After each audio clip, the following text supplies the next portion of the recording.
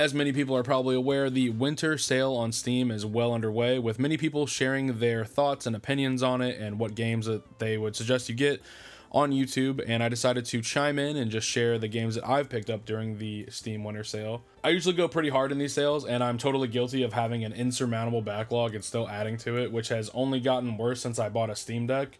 And now I can just lie to myself and say that sitting at my PC is the real reason I don't play games that I own, and laying in bed on my Steam Deck is just going to help me finish all of these new games that I keep buying.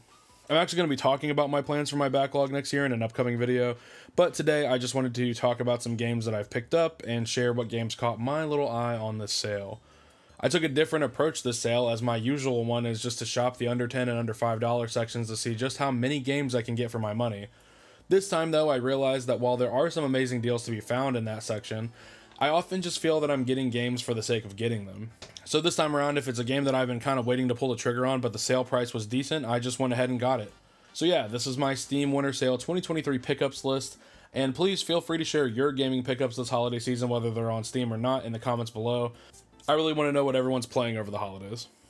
One more thing before we start, I just wanted to make a quick mention of a game that I bought on PS5 as a little bonus, I guess, because it's the only game that I didn't buy on Steam this season, and I was considering getting on Steam, but ultimately decided to get a game on PS5 so that I have a reason to play it, and that is Dying Light 2.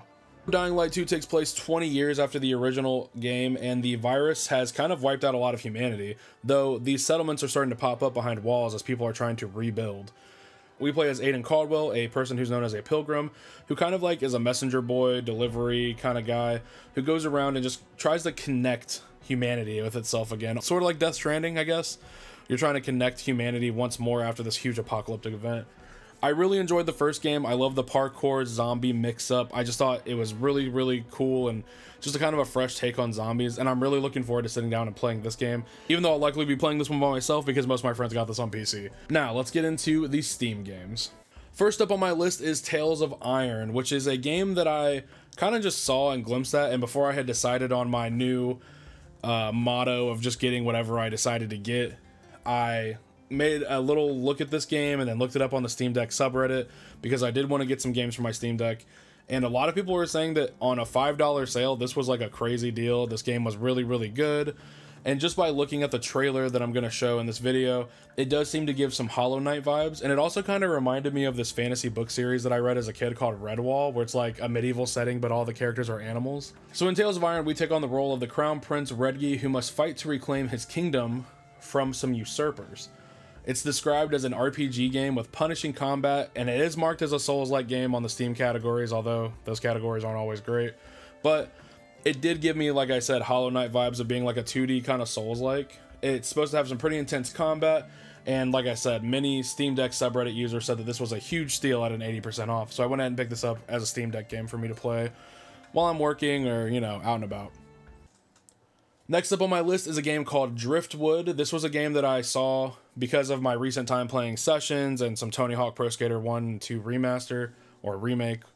So in Driftwood, we take control of a sloth named Eddie who just wants to shred every hillside in his immediate area on various longboards. We travel around in a little RV to these new locations, and then from there it's just a how fast can you get down the hill kind of thing, and sort of reminded me of the new Ollie Ollie World game that I played a lot on Switch, with the various paths you can take and the quests to knock various things over. I just thought that this game looked really cool, and then I played it for the first time with Backpack Comics, kind of watching my stream on Discord the other night. I just really liked how simplistic the gameplay loop is, and it's very aesthetic, super chill, and we just thought it was an absolutely beautiful game. The soundtrack is also full of lo-fi ambient bangers. It's just a really relaxing, really chill time, and yeah, I'm probably going to be playing this a lot as like a passive game to just enjoy when I'm just kind of feeling down. The next game on my list needs very little introduction, but I'll do my best, and it's Final Fantasy VII. This is highly considered to be one of the, if not the best JRPG ever made by many people. For those of you who are unfamiliar, you follow ex-soldier Cloud Strife as he gets wrapped up in a rebellion to save the planet with these eco-terrorists who are very against the source of energy that they use to produce all this technology. I just have always really wanted to experience this game. I love Final Fantasy, and for some reason I've never really played 7, so That should be a lot of fun, just to sit down and finally get to play with such a legendary game. Next up on my list is Who's Your Daddy? This was a game that was popular on YouTube a little while ago, I remember, but it just always looked really funny to me. It's pretty morbid in a dark humor kind of way. It's a multiplayer game where a dad has to stop his babies on their quest to do all the fun things that will cause their demise. This just screamed a collab with Backpack Comics overall, and I think it'll be a lot of fun for us to play. It was also really cheap, and yeah, it just looks like a lot of fun. It'll probably get us a couple of videos, or if not, it'll just be a game that we play with each other offline. Next up on my list is Dead Cells. This was a game that has been recommended to me a ton over the years. Actually, recently, an ex-coworker of mine told me before he left that if I was going to get into roguelites, I 100% had to play Dead Cells and Skull. And so I went ahead and got Dead Cells this time because I just recently got into the Metroidvania style, like 2D stuff, and they kind of gave me that sort of style whenever I was looking at the trailer. And I also just recently got into roguelikes. I figured that this is one that is overwhelmingly positive on Steam with over 130,000 reviews. So I think that it just had to be. I just had to give it a go. Dead Cells players will play as the prisoner as they fight their way through ever-changing islands that they must get through in one go. Upon dying, you get to upgrade your character, it sounds like, and continue to grow to get stronger to make that one clear easier. And yeah, that's very Hades-like to me. As once again, that's like my reference for that kind of gameplay. So I'm really looking forward to that. I think the art style just looked really amazing and the action looks really, really smooth. So yeah, Dead Cells is going to be a game that I play pretty soon into 2024. Number 6 on my list is Party Animals. My wife and I have been looking forward to getting this game since it was announced in 2020. We just really like that goofy kind of physics game, and also the cute animals are a huge bonus for her. This is a multiplayer beat 'em up game where players play as little chubby animals whose goal is basically to kill each other, knock each other off the stage, beat the shit out of each other. Looks like a lot of fun, and a lot of my friends actually got this because we got it, so this should be a blast to play. I probably will make some videos on this in the future, we'll see, but I will definitely be covering it in a review if nothing else. So yeah, I'm really looking forward to playing this and getting some good multiplayer times with my wife and my friends. Number 7 on my list is F1 23. F1 is a sport that I have been building a passive interest for in the last few years, and I think that 2024 may finally be the year to start watching it. It was also on a massive discount, and so Nadia pushed me to get this game, and I had to pick it up because I figured what better ways for me as a gamer to learn the rules of F1 than to just play the video game. F1 23 puts players in the driver's seat as a rookie F2 driver, which you can skip if you want to, but I'm not going to because I want the whole experience. And it features hyper-realistic recreations of the track from real-life circuits, so it's a lot of fast-paced racing. It's that kind of like, it's almost, it's like a gentleman's-looking sport, but it also looks very brutal at times. It just looks like a lot of fun. Simulation-style racing games are still pretty new to me. I have played GT on PS5, but you know, it's still very new genre for me, but I'm looking forward to the career mode and climbing up the positions and becoming a legendary F1 racer. Number 8 on my list starts a small list of JRPGs that I picked up, or JRPG adjacent kind of games, and that's Eternights. Eternights is a book cover sort of interest for me. I know we shouldn't judge books by their covers, and yet book covers still exist to pull you in. When I say cover in this case, though, I mean the art style really intrigued me at first when I saw this game. I know it came up on a couple of different channels that I follow that are JRPG centered, and it just looked like a lot of fun. I thought that the art style was really pretty. There's supposed to be some Persona mechanics and Persona inspiration, which I love. Persona 5 is my favorite game of all time, so I think that that is a huge plus for me.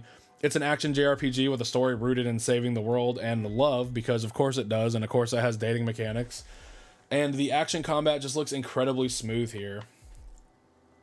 I have thought about this game for a couple of sales now when I've seen it, and I just decided to pull the trigger this time. So yeah, Eternights will be something that I'll probably review in the near future. Number 9 is actually a list of games that I bought from the same series, as this is a series that I've really been trying to get into for a long time. The Kiseki series, or Legend of Heroes as it's called over here in the West, is one that I've been wanting to get into for I don't even know how long. I fell into the anxiety, however, that many people find of where to start and how long the series was and how much money it was going to cost to get all the games, which is kind of funny when you consider how much I love and have played Final Fantasy games. The Kiseki series follows 3 different storylines across 3 different series whose games all coincide with each other, and I've heard nothing but the highest of praise for these games. And as a person who loves JRPGs and values a story commitment, I've decided to start this series in release order, as it has been the way that has been most recommended to me. And as such, I picked up the following titles to kind of flesh that out as much as I could. So I picked up Trails in the Sky's second chapter because I already have first chapter. I picked up Trails in the Sky 3rd chapter, so I have that whole first trilogy to play. I picked up Trails from Zero, which was the game that I saw first that made me want to get into these. And then I saw Trails from Cold Steel 3 was on a pretty big discount, so I got that one as well. So currently in the Trail series, I have all of the Trails in the Sky trilogy. I have Trails from Zero, and I have Trails of Cold Steel 1, 2, and 3. So the games I'm missing are Trails to Azure, Cold Steel 4, and Reverie are the games that I'm... And then there's like a side game, I think, that came out recently that I don't have either. But yeah, I have most of the games now, and I'm going to be hopefully making a huge dent in them in 2024. I've already started Trails in the Sky 1st chapter, and I am enjoying my time, but it's very early for me, so I can't really tell yet. I am really looking forward to understanding the love for this like massive undertaking of an RPG story. Number 10 on my list is another JRPG adjacent kind of game called Rune Factory 4 Special. One of my cousins really loves this game, and I remember she played a lot of them, and I just never really got into them. I never tried them, but I know they're kind of marketed as Harvest Moon adjacent. And as a kid, I loved those games, and I also loved Stardew Valley recently, which kind of had that combat farming sim mixture. So yeah, the blending of combat and cozy farming sim really does intrigue me, and I'm just a sucker for anime-style games. I also, with this sale, wanted to try to get into some series that I haven't tried before and try some new things. So I looked up what people in this community would recommend, and a lot of people seem like they lean towards 4 or 3, so I went ahead and got 4. Number 11 is Etrian Odyssey. This was a series that I always saw on the 3DS but never tried. In this game, players uncover the secrets of a mysterious dungeon known as the Yggdrasil Labyrinth. I have not played any of these, as I said. I'm not super familiar with them. I was drawn in by the art style, admittedly the box art, and the player-created party system, and just trying something new once again. This is a very much a Rune Factory sort of pick. I saw this, it looked cool. I was like, let's just try something new. Let's try a new JRPG series, and let's see what happens. So yep, this is another game that I'm going to try. I'll most likely do a review on in the future, so keep your eyes peeled for that. But yeah, looking forward to trying Etrian Odyssey on my Steam Deck. Number 12 is Fuga Melodies of Steel. I know how it looks, but hear me out. Just hear me out. I know, it looks like a furry game. I actually don't know what else to say about that. This game is another JRPG that I have heard nothing but good things about. Yeah, it's just been getting a lot of high praise on a lot of the JRPG channels that I follow. Fuga Melody of Steel follows children who have been displaced by a terrible war, and they find an ancient but technologically advanced tank. Each child in the group takes control of a different gun during combat, and it looks to be a tale of violence, loss, grief, sadness, war, rebellion. I mean, it just looks like the whole package here. It looks very sad and dark, and that's just right up my alley. Really, really looking forward to playing this. Totally excited that it's on the Steam Deck and it's verified. Yeah, I have a huge list of JRPGs now to play, and I'm really looking forward to that. They are an undertaking, but they are my favorite kind of game. I just haven't had the time to play a lot of them, so I'm looking forward to really hammering in a lot of these, getting them out, and sharing my thoughts with all of you guys. Over the Halloween season in 2023, I watched Alien and Aliens and fell in love with the universe that these movies are placed in. This, in combination with some XCOM-like strategy, was just a no-brainer for me. I love XCOM, I love Aliens. Put them together, I'm gonna play the game. Players will command a squad of Marines in this original story that takes place 19 years after the first 3 films. I really enjoy strategy games, and this is a universe that I've come to really love, and I think that this just looks to be like a lot of fun. I'm looking forward to customizing my little Marines and sending them in after the Xenomorphs and getting totally torched like it happens in Aliens 2. This is another game that I'm really looking forward to playing pretty soon after I make this video. So yeah, I'll let you know. Maybe I'll update in the community tab whenever I start to play some of these games. Number 14 on my list is Outlast Trials. This is a game that friend of the channel, Backpack Comics, and I have been thinking about getting on this sale for quite a while, and we finally decided just to both get it during the sale. We played the original Outlast over on our collab channel, Dad's Fighting, and if you want to see that entire Let's Play, I'll leave it in the description below. But that was my first experience with Outlast. As far as I know, Backpack has played all of them. I get terrified of this universe, but we thought it would be kind of a blast since it's multiplayer, and people would probably enjoy to watch us just get really freaked out and scared by something. In Outlast Trials, players will take on the role of a human test subject during the Cold War era who undergo horrific tests and, well, trials to test the limits of the human mind and body and the influence of brainwashing. Players will have to work together to push through the intensely terrifying trials and to solve puzzles to continue to progress forward, all while staying safe from the various threats, monsters, freaks, and creeps that are unleashed upon them.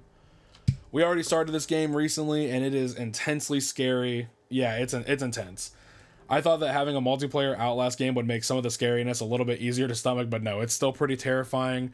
There's a lot of close calls, a lot of very crazy encounters. Overall, it's really, really fun so far. It's kind of frustrating, a little bit punishing, but yeah, we've only done the first trial. We haven't even finished that all the way yet. So I think you can expect some Dad's Fighting content on that. So yeah, if you want to see that, make sure you subscribe to Dad's Fighting, because we will probably be playing this whole game on Dad's Fighting eventually. And finally, the last game that I got on the sale, number 15, is Ready or Not. This is a team tactical shooter where players take on the role of a SWAT team member as they go on various missions and take down criminals.